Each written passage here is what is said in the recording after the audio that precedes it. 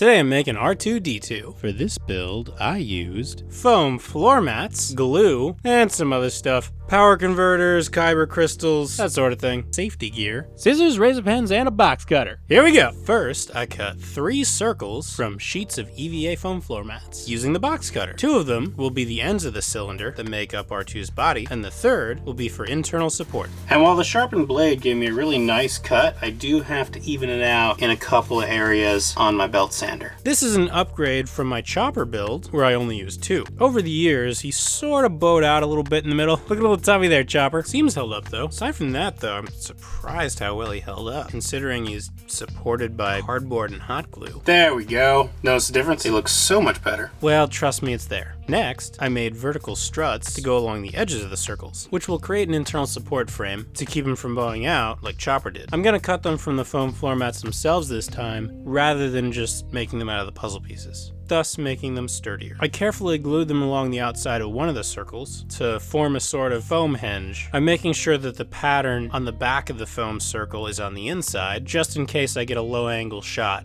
of R2. These, as well as the circles, are made from 1/2" EVA foam floor mat because that foam is sturdier. It's harder to bend. I suppose wood would be the next best option, or even metal. But I try to make all my props crash resistant because they have to survive going through the mail, general transportation to conventions, or occasional stunts. You know, I don't want to spend weeks building something only to have it break when it falls over. It takes a few minutes for the hot glue to dry because foam is an insulator, so to hold the pieces perfectly upright, I'm using these machinist blocks on each vertical strut. I made 7 columns in total, being careful to leave the front open for now so that they don't get in the way of all of the openings for R2's various compartments and vents and things that you see on the outside. Then I glued the middle circle on top of the column. I call it the middle circle, but in truth it's actually closer to the top. It's more of like 4/5 from the bottom, settling just below the blue chest arms. I thought it should go there because when the arms are open, you'll be able to see inside a little bit. And if he looks too cavernous, that's gonna destroy the illusion.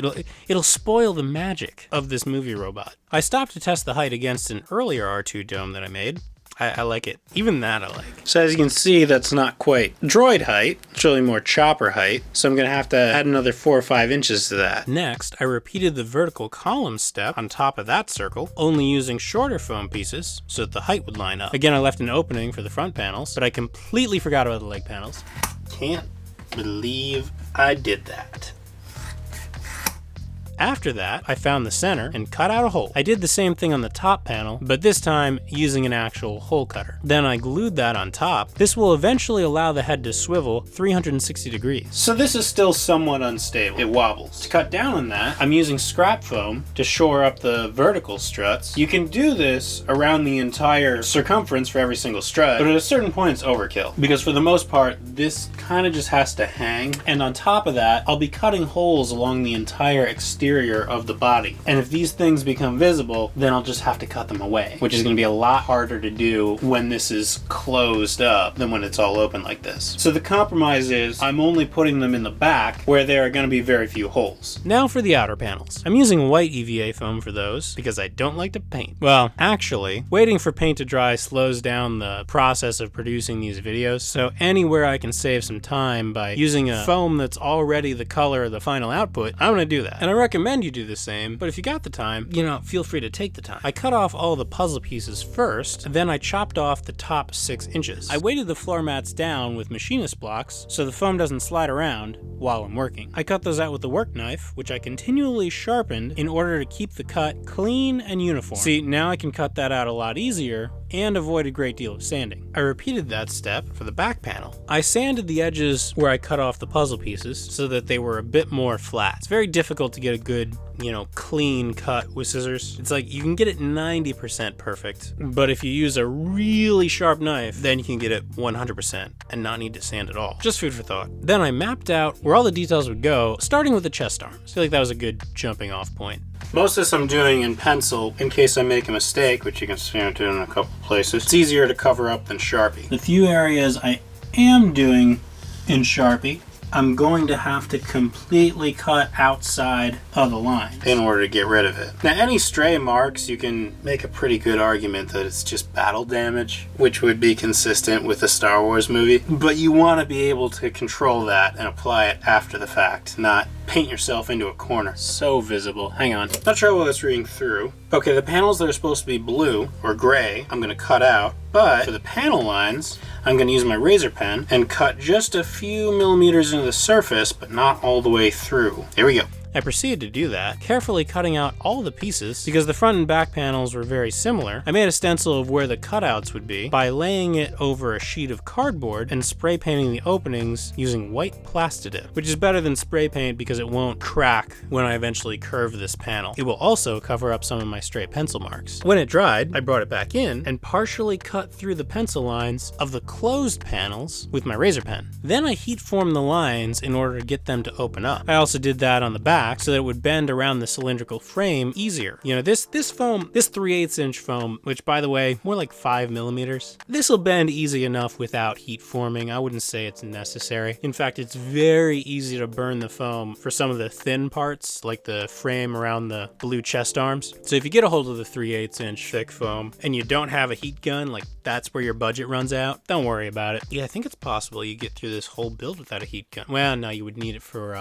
need some kind of heat blower when it comes to the dome. Now, I placed it in a bucket for it to cool down, and then we can glue it. When the panels had cooled, I brought all the pieces outside to glue them together with contact cement because it's a nice day. I mean, contact cement is the best glue for foam, but halfway through this glue application process, I remembered that I built Chopper, the other astromech, 9 years ago with hot glue, and it spent half that time in the attic and half that time on the road, just crammed into trailers, strapped to roof racks, stowed in an attic that alternates between freezing and sweltering, and I'm like, what am I doing? Hot glue is fine. The fumes from contact cement aren't great to breathe, so I let this air out overnight. While it airs out, I worked on the back panel. I cut out the holes in the stencil I made and transferred it to foam. The rotary tool is way too destructive for vents, so I started those with the hole puncher. When they were all cut out, I traced the lines between them and cut those out with the razor pen. Then I heat formed it, just like I did with the front panel, and put it in the bucket. By this time, the first panel had aired out, so I cut the vent out of that one. I had to rearrange some of the supports in here, just so that they wouldn't be visible through the vents in the back of the Droid. Then I attached the back panel with hot glue this time, and there is a working time with hot glue. I'm not going to tell you it's perfect, but when you factor away the let it air out for 24 hours, it ends up being quicker. Rather than doing this all at once, I did it one support column at a time, so it wouldn't move around on me while I was gluing. Once it was attached, I worked on the connecting details. There are flattened panels on the bottom sides to make room for the ankles of the Droid, which have to swing past. The back and front panels are actually only connected by a few small pieces.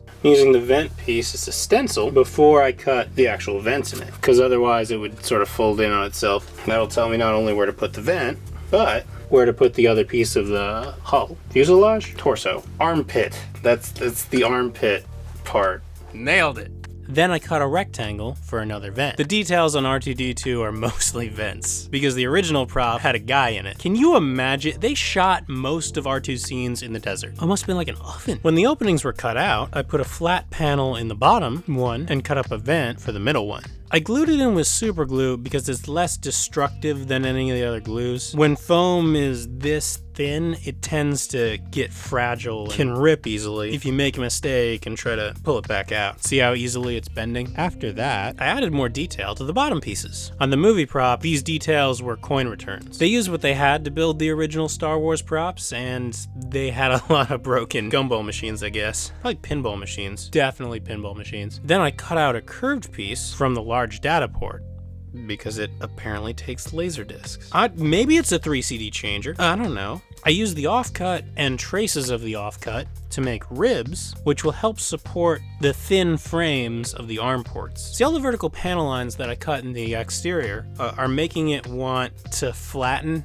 sort of making it octagonal. So to get it to remain cylindrical, it needs some support behind it. With that knowledge, you may want to forego attaching the back panel until you're totally finished with the front panel, just for ease of access. I also made larger ones for the larger openings. I cut up a cardboard tube for the middle detail. The detail itself is made out of cut-up foam dowels. One dowel segment for the center, and the 4 wings are a really narrow dowel segment that I cut into quarters and glued on the sides. There's an identical detail on the back, so I made another one. I glued those in and painted them black. I also made the octagonal detail and the circular one that goes within it. There are details that go on the exterior of the cylinder itself. It's not all just cutouts. For those, I just used scrap pieces of gray foam floor mat, actually of the puzzle pieces. Those are supposed to be coin slots, so once they were all on there, I drew the slots on with Sharpie in true Star Wars art department fashion. So many of those details are Sharpie and stickers. Yeah, take a real good look at the Stormtrooper helmets. Then I made the middle air vents. It is amazing how much just the tiniest little detail will add to the legitimacy or the realism of your prop. Like,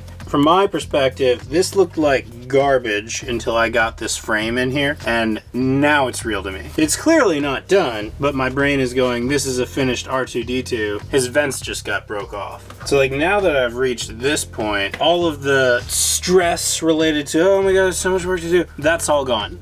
That's finished. I'm basically 90% done now, even though I think realistically I'm only like 50% done. I'm over the top of the hill, so to speak. These are kind of oval shaped, so I used strips of 4mm thick EVA foam for the frame and thinner 2mm foam for the baffles. Then I gave these details a coat of flat black paint. Eventually it'll be silver, but to get the metallic look, to get it to look its best, you need to prime it a few times with black before using the metal paint. Because this forces me to wait for them to dry, I'm gonna make the blue chest arms while I wait. I started by taking the offcuts that I saved from earlier and cutting an angle into the end. Then I heat formed them and stuck them in a tube so that it would take on a curved shape to match the body. I also added some 4mm foam to the inside, partially to cover up the pattern, but also to help keep it curved. I sliced out triangular sections of the end, forming a grip, much like a monkey wrench, because believe it or not, there is a close-up of that detail in the movie when R2's stealing the escape pod. Then, I skewered the arms, went outside, and spray painted them. I experimented with a number of different painting techniques throughout this build. Wasn't totally happy with the spray paint look, so I ended up repainting them later on, but honestly, it made for a decent base coat, so no harm, no foul. Next, I worked on the cone-shaped skirt underneath the main cylinder. I started with a circle traced from a punch bowl. Then, I cut off the sides so that it would match the battery cutouts on the barrel. I made a smaller circle, cut its sides flat to match, traced a copy onto white foam, cut a rectangle in it for the middle foot, and made sure to transfer that for later. I glued the largest piece onto the barrel, then I glued the 2 smaller pieces together, making sure to orient them so that the white one would be facing outward. Then while that glue dries, I cut another foothole in the barrel itself, and I built walls around the foothole to form a thin skin. See, I want the front foot to be able to articulate, like it does in the movies. The front and back are curved, making them a little more complicated, but it was easy enough to trim the excess. Then I laid strips of 4mm foam all around the exterior. Now that the black paint on all of the vents and details is dry, I used Rub and Buff to make a top coat of tarnished silver. By now the arms are dry, so I brought them inside and attached them. I made it so that they could hinge by cutting up a paperclip with my side cutters and stabbing it through the white foam. Now, for the legs. I want them to be sturdy, especially at the joints. So I'm gonna make the core out of wood and then build up the details out of foam. I'm using a miter box to get the angle that I want. I clamped it and drilled a hole for a hinge pin. Then I sawed the corners off of the other end to make a very rough curve. Doesn't really need to look good because it's gonna be on the inside. Really, it's just the very tip of the corners was gonna create problems, and I figured, well, why don't we just cut off a little bit extra. Next, in order to get the depth I want, I cut the puzzles off of floor mat fringe strips and glued them to one side of the plank with hot glue. When the glue had dried, I sanded off the residual puzzle remnants using my belt sander, just like I did with the main body panels. Then, I closed up the leg with an identical foam panel, and I painted the exposed wood parts white. While that dries, I cut out the shoulder detail. I started with the holes for the greeblies because it's easier to get a clean cut and a straight line cut when there's more material around the hole, because the foam is going to want to flex as it gets thinner. Then I cut it out, and I cut out the middle piece. These are the main leg detail pieces. I glued them each onto the main leg piece from earlier, which by now is dry. It's a little bit of a time jump here, but I assure you, that paint is dry. Lies, I tell you. Next, I flipped it over and made internal supports for the shoulder. Then I covered those with one continuous strip that I wrapped all the way around. I glued on the ankle panel and then fully closed up the horseshoe shoulder. That's a very rough seam. I'll fill it in a little bit, but luckily it'll be on the inside, so no one will see it. Then I built up the ankle with more scrap foam and added details to the leg itself. Some of the shapes I refined with my rotary tool, others were pre-made EVA foam dowels. To get that mechanical piston look, I stacked cylindrical foam pieces of varying diameters, one on top of the other. As I said before, some of these are EVA foam dowels that you can find in the wild, but for the really short pieces, it's actually able to use a lot of the hole punch offcuts from earlier in the build. I also added little gray slots to the ankle and shoulder greeblies. I made a BD1 droid a while ago, and now that I'm building R2, BD's greeblies are making a lot more sense to me. It's funny how that happened in reverse. Yeah, I built a lot of droids, but not at all sequentially in terms of when the movies were released. I closed up the ankle with a piece of cardstock and added the side cylinders, which imply another level of articulation. I used half dowels or bevels to make the back and front details further up the leg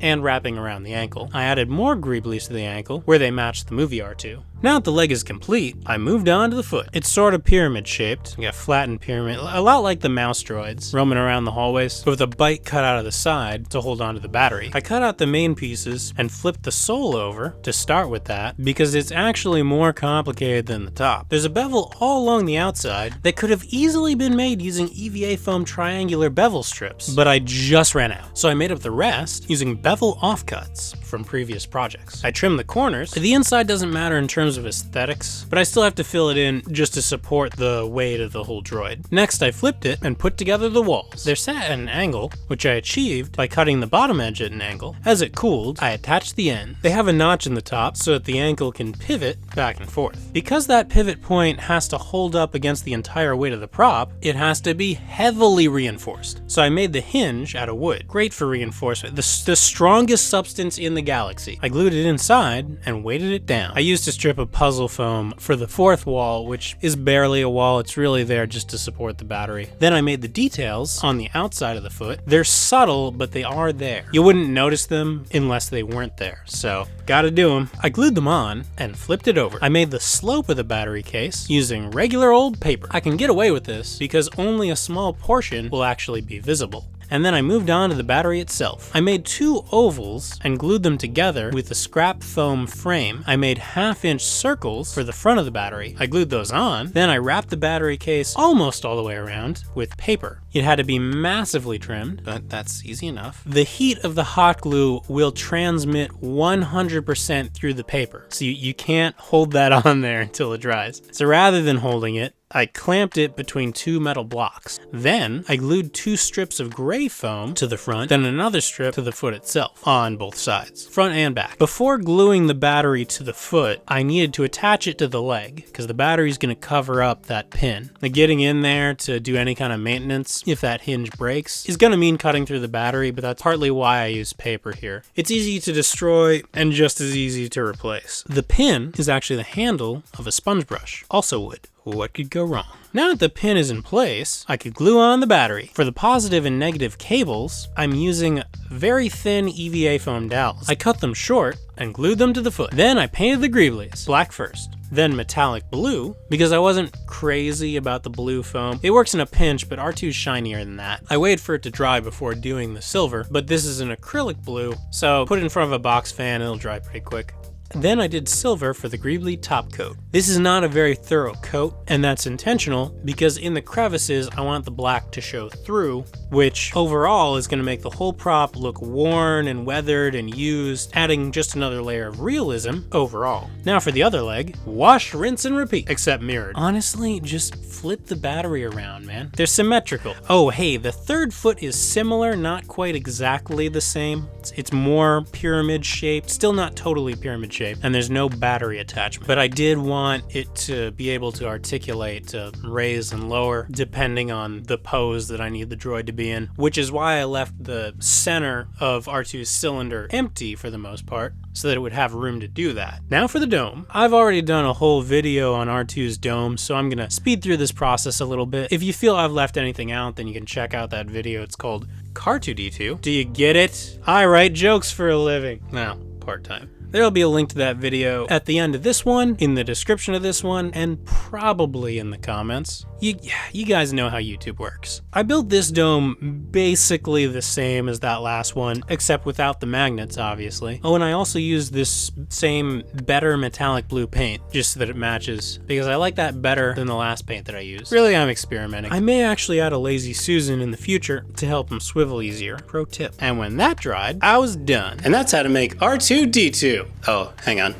New favorite droid. Do I mean nothing to you? Thanks for watching, everyone. If you enjoyed this build, then you can head on over to the Patreon page and join these fine people who make these videos possible. Seriously, that ad revenue is a joke. An enormous amount of work goes into these builds, and they just would not happen without the support of my patrons, who, by the way, receive ad-free early access while ensuring the channel's survival. Because these builds take so long, while I'm working on the next project, you can check out the numerous past builds by following the links, presumably on your screen, and subscribe and hit the bell icon to be notified of future uploads. Alright, happy crafting. See you later. R2! Who could have? Chopper, how could you?